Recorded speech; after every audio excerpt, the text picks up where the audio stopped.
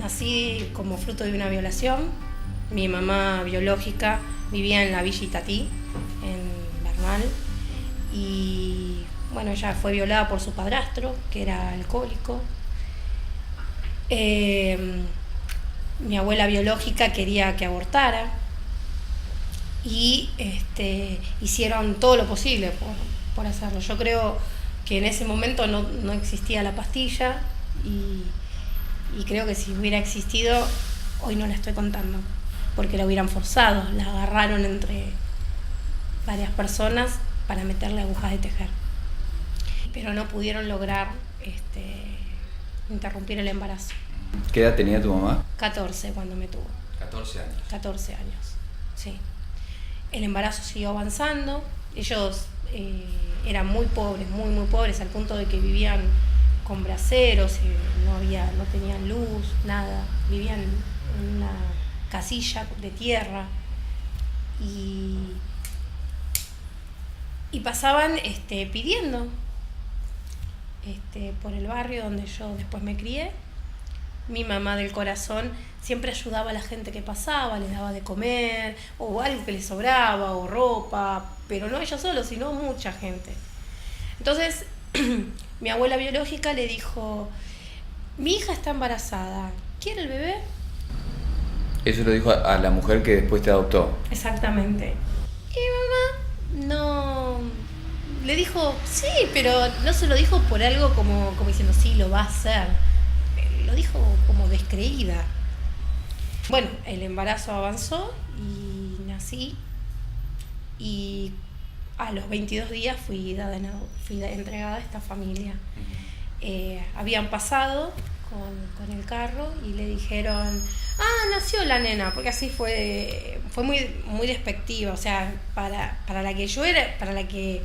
mi abuela biológica yo era una abominación, pero para mi mamá biológica no. Y ya nació la nena, ¿la quiere? Entonces mi mamá con mi hermano, que es el hijo biológico de mis papás del corazón, fueron a buscarme, y ahí fue que me entregaron.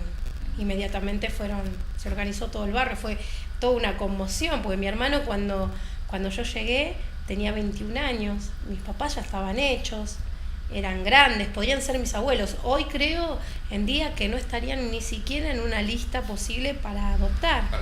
Porque podían ser mis abuelos. ¿Y en esa época se podía adoptar de esa manera? Existía la entrega directa y sí, obviamente que se tenía que hacer la denuncia policial, iniciar los trámites con abogado de adopción, el consentimiento de la familia biológica que lo daba en adopción, pero se podía hacer. Hoy está prohibido. Bueno, fue toda una conmoción. Mi papá trabajaba, llegó del trabajo y le dijeron: fue papá, lo felicitamos. ¿Qué? Le dijo mi papá, ¿qué está hablando? Y cuando todos improvisaron en el barrio, pusieron una cunita, me bañaron, estaba muy sucia, envuelta en una campera de cuero, con olor a humo y quemaduras de 3er grado en la vagina. Así era mi estado. Y mi mamá me llevó a casa, me va al corazón, y me cruzó en la vecina, porque era todo así un barrio que todos se ayudaban, los vecindades de antes, ¿no? Y me bañaron, y mi mamá me decía: vos ni abrías los ojos, me dice, pero cuando terminamos de bañarte hiciste... suspiraste, me dice. Y yo siento que en el fondo... lo que me llega a mí es como que yo me sentí salvada, me sentí que me habían sacado de ese infierno, de lo que yo iba a terminar, ¿no? Sufriendo, con un destino que sí, la verdad, no lo hubiera contado tampoco. Y bueno, mi papá cuando llegó y me vio, me vio en la cunita. No la quiero ver. ¿Cómo? Porque por el tema de la denuncia de un secuestro, de un posible secuestro, estaba muy asustado. Entonces mi mamá organizó con con todo el barrio para ir a la comisaría, denunciar y hacer los trámites para hacer la adopción. Fue tal el juez cuando me vio y vio las quemaduras, porque hasta esquirlas tenía, todo lastimado. ¿Y se sabe en algún momento, alguna vez supieron de qué era todo eso? Digamos que porque no me habían cambiado un pañal. Claro, nunca. Porque no habían podido higienizarme, pero a ver, no es que yo digo lo hicieron para maltratarme, sino que creo que es porque no tenían ningún tipo de medio, nada, si ni ellos se podían cuidar, menos a mí. Y bueno, el juez se indignó en esa situación y le dijo que no quería verlos, que nunca se acercaran a molestar a mi familia o acercarse a mí. ¿Tu mamá en algún momento tuvo contacto con tu familia? ¿En todos esos años se acercó alguna vez? Cuando yo tenía 8 meses, ella se acercó, vino a la puerta de mi casa. Mi mamá del corazón me llevaba y cuando la vio me guardó, me llevó a la casa de la persona que iba a ser mi madrina en ese momento y le dijo, vos sabés que hay una orden que no podés acercarte, no podés verla, pero no lo hizo por mal, sino que lo hizo para respetar lo que se había establecido. Y ella, muy avergonzada, le dijo que sí. Y mi mamá del corazón tenía un gorrito mío, era más o menos verano en ese momento, y le sacó el gorrito a mi mamá biológica, lo acarició y le dijo, ¿esto es de ella? Sí, y se lo devolvió. Y nunca más la vieron, nunca más. Nunca más se acercó a tu casa, nunca más volvió. No. Y en ese momento tu mamá tenía 14, 15 años. Sí, 15. Una criatura. Mucho más no tenía, ¿no? No tenía. Y fue, la verdad que mi mamá siempre me decía, ¿no? Me explicaba, porque yo lo sé de toda la vida, siempre supe mi identidad, nunca me la negaron. Sabían, por ejemplo, que mis nombres eran mis nombres originales, que habían cambiado el apellido, por una cuestión que fue una adopción plena, pero siempre... ¿A vos te dejaron el mismo nombre que vos tenías que te había puesto tu mamá? Claro, exactamente, no los cambiaban, porque mis papás decían que les gustaba y por un poco para respetar la voluntad de ella. ¿Vos te llamás? Karina Estrella. Karina Estrella. Y mis papás, como le tenían mucho respeto a ella, nunca le hablaron mal. Ellos sabían, mis papás, que era una víctima más de la situación. Y incluso lo denunciaron en el juzgado, pero lamentablemente la devolvieron con su violador. Ella siguió viviendo con la persona que la había abusado, que era la pareja de tu abuela. Así es. Sí. Y que lo más probable es que debe haber seguido abusando de ella. Seguramente, pero el problema acá radicaba en mi abuela biológica. Ella quería que se prostituyera, mi mamá biológica. Y mi mamá biológica era de fuertes convicciones. A pesar de ser tan chica, tenía un carácter fuerte. Y le decía que no, entonces la judicializaron. La internaron en un colegio, judicializada, ellos se fueron y hasta los 18 años estuvo ahí. Eso lo supe porque cuando estaban haciendo la adopción plena, en los trámites, el abogado de la familia nuestra fue al instituto donde ella estaba internada. Le preguntó si sabía de mi existencia, fue a preguntarle y a corroborar que efectivamente había sido dada en adopción, y él ya dijo que sí, que tenía una hija, que había sido dada en adopción y que ya estaba conforme porque sabía que era lo mejor para mí. ¿Y a qué edad te enteraste que vos habías nacido fruto de una violación? A los 8 años. Bastante pronto, digo. Porque a los 2 años yo ya preguntaba. Hablaba como grande, vivía con adultos muy grandes. Mi hermano tenía 24 años en ese momento, no había chicos, entonces yo hablaba muy fluido. Y es como que en el fondo yo sabía que algo había diferente en mí. Entonces yo le preguntaba a mi mamá, ¿vos me tuviste en la panza? Vos le preguntabas a tu mamá si te había llevado en la panza, si te había tenido en la panza. Como que sabías que no. Sí. Que necesitaba su corroboración, ¿no? Que me lo dijera. Y yo le preguntaba y ella me decía, un día vamos a hablar. Y yo decía, no, ahora quiero hablar, le decía.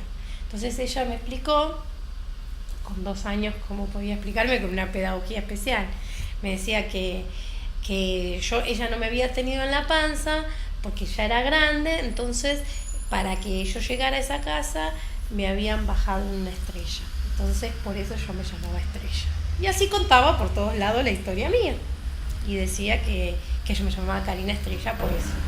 Y cuando supiste la verdad plena, la verdad completa, digo, ¿qué sentiste, qué pensaste? ¿Cómo, eras muy chica, pero cómo reaccionaste? Fue fuerte, muy fuerte. Porque yo en ese momento, todo mi jardín primario y secundario lo hice en un colegio de monjas, donde, bueno, ya en esa época tenía catequesis. Y decían, ¿no? Los hijos son el fruto del amor de papá y mamá. Entonces yo iba a mi casa y le decía, si los hijos son el fruto del amor de papá y mamá, ¿yo qué soy? Ese era el primer planteo, el primer gran choque que tuve en mi vida cuando lo supe. Y mi mamá me decía, toda su pedagogía, me decía, vos sos el fruto del amor de papá y mamá. Nosotros somos los que te estamos criando. Y tu mamá biológica también te amó. Y ella me contaba esto que yo conté de que me quería. Que a pesar de toda la situación de dolor para ella, me quería. Entonces es como que lo fui llevando mejor. Me permitió sanar y me permitió darme cuenta que era mucho más amada de lo que creía. Uh-huh. Al principio a veces cuando antes se estilaba, ahora no tanto, pero tal vez algún insulto que digan, vos sos un aborto de la naturaleza. Para mí era terrible, claro, ese insulto, era terrible, ¿no? Y después lo aprendí a llevar y a darme cuenta que, pucha, por algo yo estoy acá. Si me salvaron en el útero de mi mamá biológica, después me entregó para salvarme, porque era otra candidata más a ser violada. Y me dieron mucho amor, cariño, contención, educación, oportunidades. Algo tenía que hacer en esta vida, estoy segura. ¿Y qué era? Yo creo que ayudar a las personas. Me gusta mucho ayudar, siempre lo hice. Durante la adolescencia, incluso cuando uno empieza a tener todos los conflictos que tiene de adolescente, se sumaba el de identidad mío, ¿no? Que yo le decía a mi mamá, mi hermano se parece mucho a vos. ¿Y yo? ¿A quién me parezco? Siempre era eso, lo físico, ¿no? Porque de forma de ser sí tenía cosas de mis papás del corazón, pero ¿y físicamente a quién? Y chocaba justo que mi hermano sí era hijo biológico. Y ella me explicaba, y ahí empezó ya a describirme cómo era mi mamá biológica, físicamente. Y yo me maravillaba, ¿no? Cuando me decía, sos igual, sos el calco. Y yo no podía creerlo. Y en algún momento supongo que trataste de buscar a tu mamá, seguramente cuando fuiste más grande. Mucho más grande, mucho. Fueron muchos años de cicatrizar muchas cosas y de comprender, por sobre todas las cosas comprender, porque uno lo puede ver, me abandonó, no me quiso, no fue así. Entonces, con el tiempo, a medida que iba madurando, iba aprendiendo a entender y comprender la historia desde la otra posición, porque desde uno la ve de una forma, pero desde el otro era distinta. Entonces, con el tiempo fui adquiriendo la historia, ¿no? Pasaron los años, yo tenía todos los papeles originales, o sea, de mi acta de nacimiento, porque cuando se hace una adopción plena, ahora no se hace eso, pero antes sí se hacía, se destruían todos los papeles que tenías originales. El acta de nacimiento mía figuraba dónde había nacido, mi nombre y la firma y datos de mi mamá biológica. Mi mamá del corazón tomó copia de eso y me lo dejó por si hoy o mañana yo quería saber. ¿Falleció tu mamá adoptiva? Sí, años después.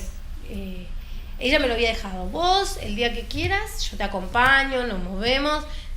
Siempre me apoyó en la idea de buscar a mi mamá biológica para que supiera la historia, vos sabrás lo que tenés que hacer. Siempre la esperó también, siempre la esperó, ella me decía, vos sabrás, pero yo no, vos sabrás qué es lo que querrás decirle, pero yo no le voy a cerrar la puerta, me decía.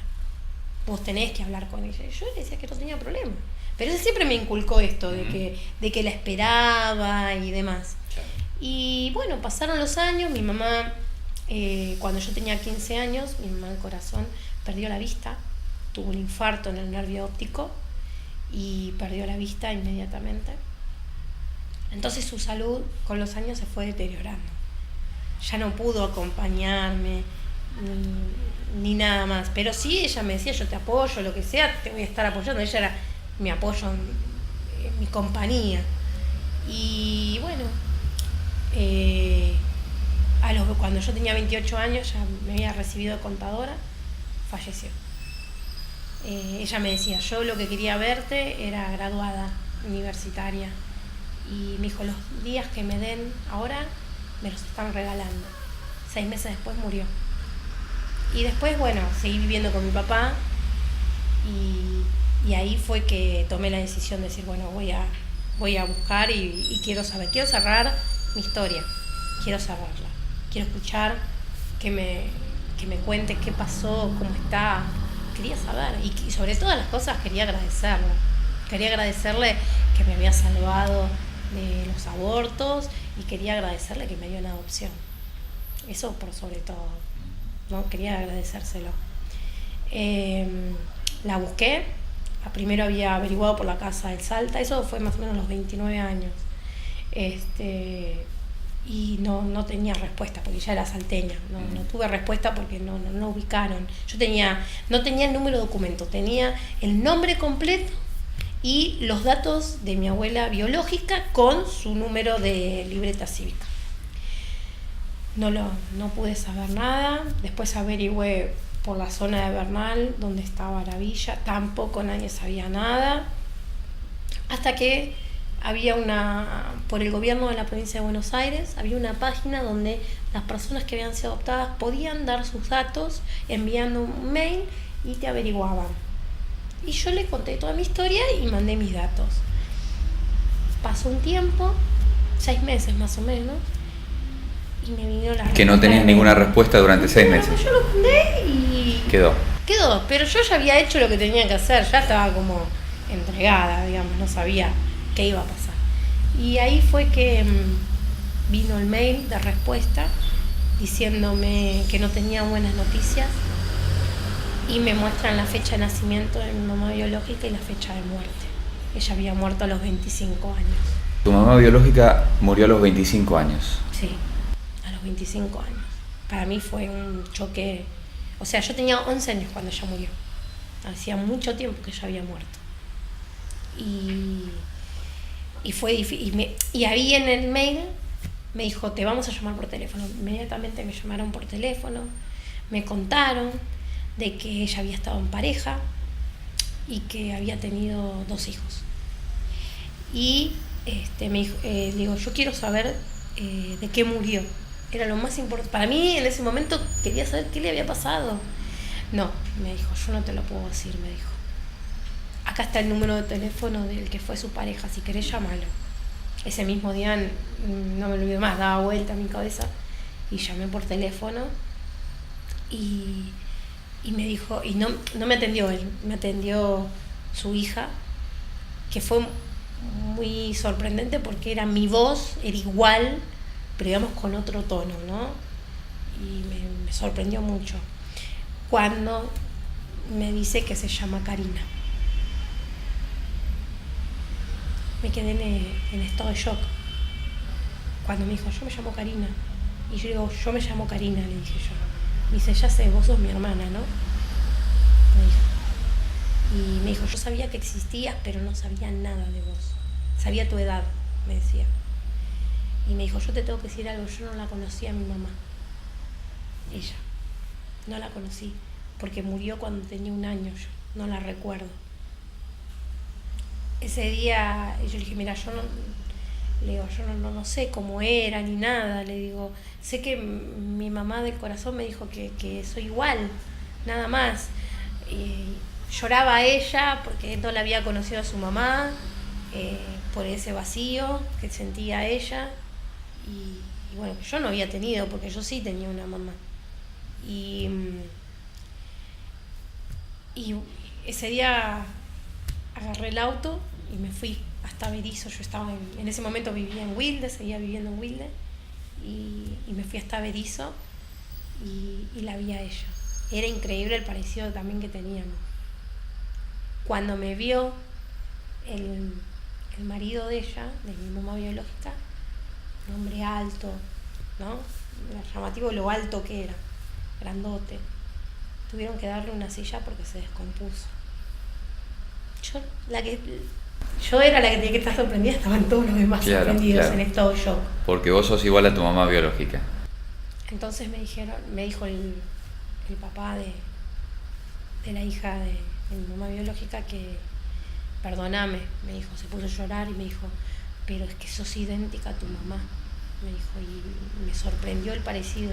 Es más, yo le dije en un momento, como que quiere hacer un ADN. ¿Qué ADN? Me dijo, si sos idéntica. Y ahí fue que me empezó a contar su historia, qué le había pasado a mi mamá biológica. Ella había sido, había salido a los 18 años, había sido, trabajaba en una casa con cama, él vendía por la calle, o sea, vendía por casa, y así fue que la conoció. Y como ya tenía más de 18 años, le dijo, vos ya sos mayor de edad, podés salir. Y bueno, y así fue que formaron pareja y siguió apostando. Y ella en algún momento le contó que había tenido una hija. Y muchas veces quiso buscarme, pero no sabía dónde estaba la casa, no se acordaba ya. Y le decía, preguntémosle a tu mamá, o sea, a mi abuela biológica. Cuando volvieron, porque en un momento volvieron ellos a buscarla, le dijo que no, que nunca le iba a decir dónde. No, le dijo, lo único que te voy a decir es que la nena está bien, pero yo no te voy a decir dónde está. El marido le decía, mira que no te va a decir mamá, mira que no esperes que te responda con cariño ni nada, no importa, yo quiero verla y quiero decirle que yo la quería, que la quiero. Siempre dijo lo mismo. O sea, nunca me vio como ni fruto de una violación, ni un trauma por la entrega, ni trauma porque que yo fuera una aberración, nada. Siempre fue amor de una madre con su hija. ¿Y le puso siempre tu mismo nombre a la segunda hija que tuvo? 10 años después. Además, tenía una obsesión ella. El marido había estado en pareja con otra señora. Era un señor bastante mayor que ella. Y tenía 5 hijos, 5 varones. Y le decía, pero Teresa, yo tengo 5 varones, es muy probable que no tengamos una hija mujer. Tuvo un hijo, varón, el primer hijo. Hasta que no tenga una nena, no voy a parar, le dijo. Dijo, pero Teresa, 5 más 1 más 6 varones. Dijo, hasta que. Y ella estaba obsesionada con tener una hija mujer. Y fue así que la tuvo a Karina. Y fue el sueño de ella. Esa nena fue el sueño de ella, tenerla. ¿Y qué pasó después? Y después volvieron aparecieron ahí los padres de ella, el padrastro, y esta mujer, mi abuela biológica, mi abuela biológica, y le pedían plata, seguían siendo alcohólicos, y le volvieron a rememorar todo aquel infierno que vivió. La extorsionaban, no les negaban dónde estaba yo, todo. No aguantó más un día y se metió una pistola en la boca y se mató. Lo peor de todo es que el hijo de ella, ¿no? Me decía, cuando murió mi mamá tenía 4 años yo. Y es el día de hoy que acá me retumba el balazo, el ruido del balazo.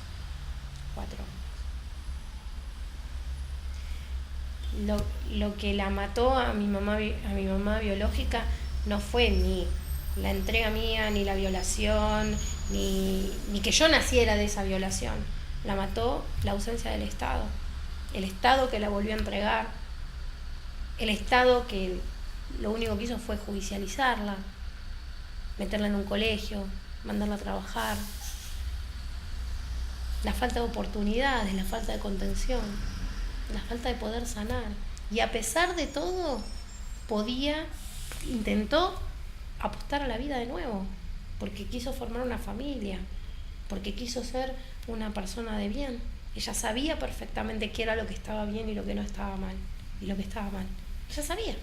Es tan terrible, o sea, toda la historia es tan fuerte lo que estás contando, que llama mucho la atención que estés tan bien, ¿no? Que vos estés como persona, estés tan íntegra, ¿no? Que estés tan... y que tengas, porque se nota que tenés alegría de vivir. Porque te permite agradecer día a día que uno está acá. Porque te permite valorar la vida. Porque decís, algo tengo que hacer. Por algo estoy acá. Para algo estoy acá. Tantas veces me salvaron. ¿Cómo puede ser que esté acá todavía? ¿No? Yo te quiero hacer dos o tres preguntas más. Primero, ¿qué le dirías si vos tuvieras la oportunidad de encontrar a tu mamá? ¿No? Algo que no es posible. Si vos la pudieras encontrar, ¿qué le dirías? Me vas a hacer emocionar. Le diría que gracias. Lo primero que le diría es gracias. Por su integridad. A pesar de ser tan chica, sabía lo que estaba bien y lo que estaba mal. Que yo no era culpable de esa violación. Que no sabía ni cómo me había gestado. Nada, y sin embargo me dio una oportunidad para vivir. Y me salvó al darme en adopción. Me ayudó, me salvó la vida. Yo era una violada más. Y no hubiera sido lo que soy hoy si no hubiera sido dada a esa familia tan amorosa. Me hubiera agradecido. Me hubiera gustado que hubiera tenido una oportunidad de poder ser feliz. Te agradecemos muchísimo, Karina, que nos hayas contado tu historia. De esta manera es la historia de tu vida, que de alguna manera la quieras compartir con nosotros y con toda la gente que la va a ver y que seguramente se va a conmover junto con todos nosotros. Y lo último que te quería preguntar es: ¿vos qué le dirías a una joven, a una chica, quizá a una adolescente, que está ante la disyuntiva y que te está siendo presionada, que tiene un montón de circunstancias en contra de la vida y que la están llevando prácticamente a tomar la decisión de abortar? Que sea fuerte, que siga lo que le dicta el corazón, porque sabe que hay un hijo que está creciendo dentro de ella, que no le niegue la posibilidad de poder ser alguien en la vida, de poder dar, de tener una oportunidad de vivir, y que si es muy joven y no puede, que lo entreguen en adopción. Si no puede, porque puede. No hay mujeres que no pueden. No pueden. A veces pasa que uno es muy inmaduro y a veces piensa, bueno, que tiene otros proyectos, y puede pasar. No, por eso no nos vamos a condenar. Pero tampoco podemos condenar a ese bebé que está y existe, y que es independiente de esa mamá, que late su corazón, aunque lata dentro de su mamá, está latiendo independientemente. Entonces, que le dé la oportunidad a ese bebé de tener una vida, y si ella no puede ser la mamá, que haga un hermoso acto de amor y que lo den adopción. Hay tantas familias que están queriendo adoptar, que quieren darle amor. Entonces, que le dé la oportunidad, que eso le va a permitir sanar con el tiempo. Incluso ahora mismo se puede con el tiempo poder reencontrarse, verse, hablar, le va a permitir mejor sanar. Nunca el aborto es sanar, es la mejor forma de sanar. Eso le va a quedar marcado toda la vida y lo va a llevar toda la vida. Aunque en el futuro después quiera ser mamá, siempre cuando vea a ese hijo se va a acordar, podría haber tenido otro o podría haber sido ese que alguna vez lo maté.